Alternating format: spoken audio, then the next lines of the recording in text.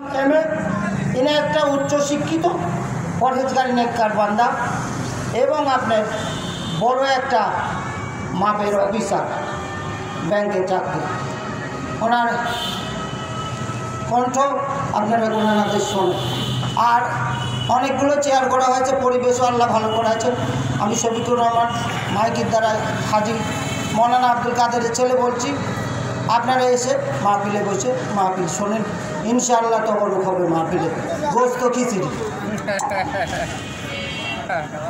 আলহামদুলিল্লাহ, আমরা বলি আলহামদুলিল্লাহ। আমরা ভাইজানের অ্যানাউন্সমেন্ট শুনলাম।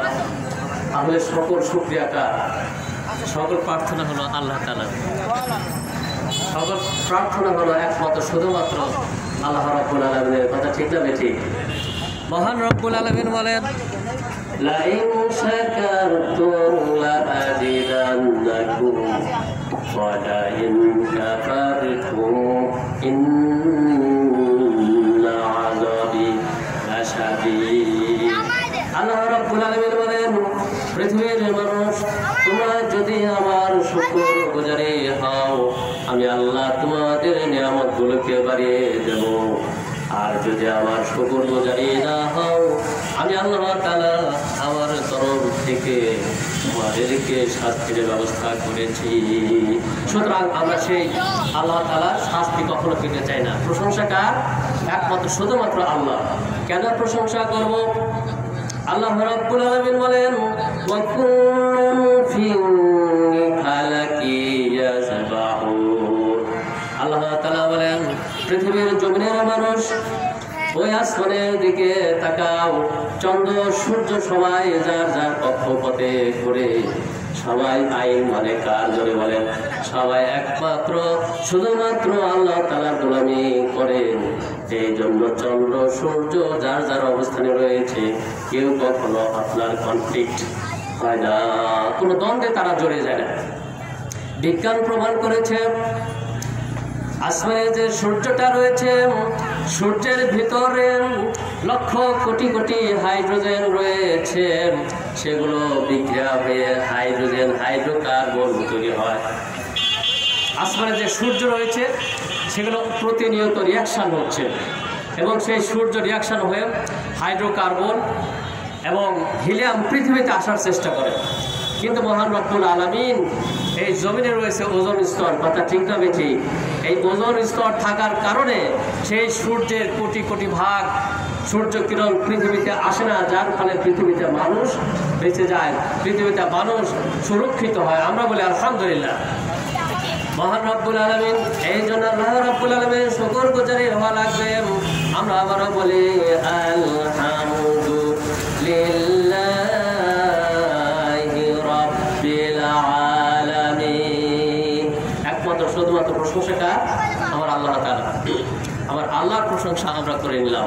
এরপরে শত কোটি দরুদ ও সালাম বিশ্ব মানবতার মহাদূত, বিশ্ব মানবতার মুক্তিকামী আমাদের সাইয়্যিদুল মুরসালিন খাতামুন নবীন হুজুর করিম সাল্লাল্লাহু আলাইহি সাল্লামের উপরে। কথা ঠিক কিনা বলেন?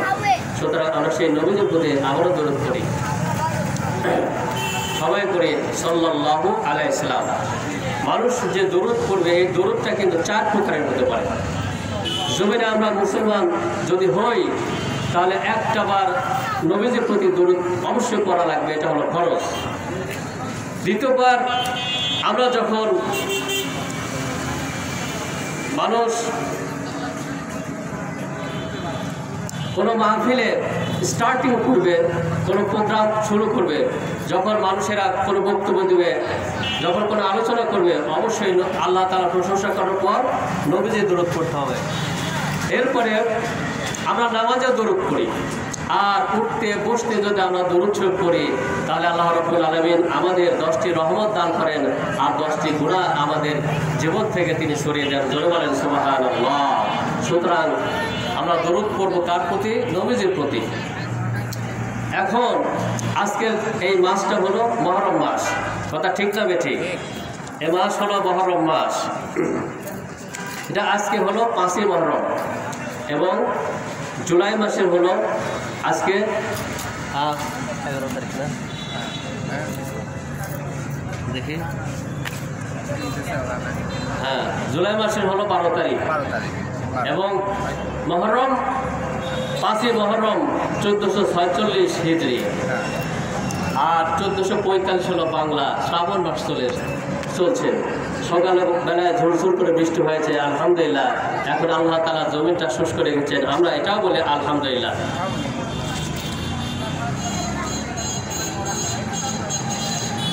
তা আল্লাহ রাব্বুল আলামিন এই 12টি মাস যে তিনি সেট করলেন, এটা কি আল্লাহ তাআলা আজকে সেট করে দিয়েছেন? আল্লাহ রাব্বুল আলামিন কোরআন কারীমের ভিতরে কিন্তু সেটা 1500 বছর আগেই এই 12টি মাস আমাদের জন্য সেট করে দিয়েছেন, বলি সুবহানাল্লাহ।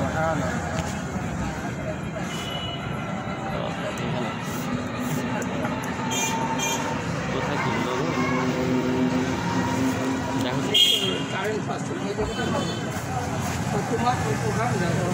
তো বন্ধ হয়ে গেল। হ্যাঁ, ও ওখানে দেখা মাইকালা কোথায় গেল? তাহলে কোথায় কি হয়ে গেল?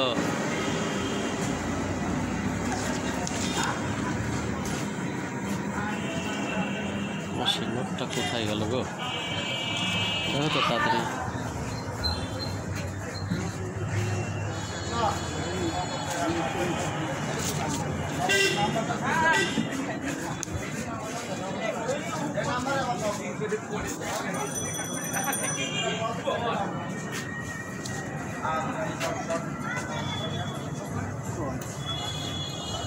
কি চলে গেল? এই যে সামনে কোন গেল না,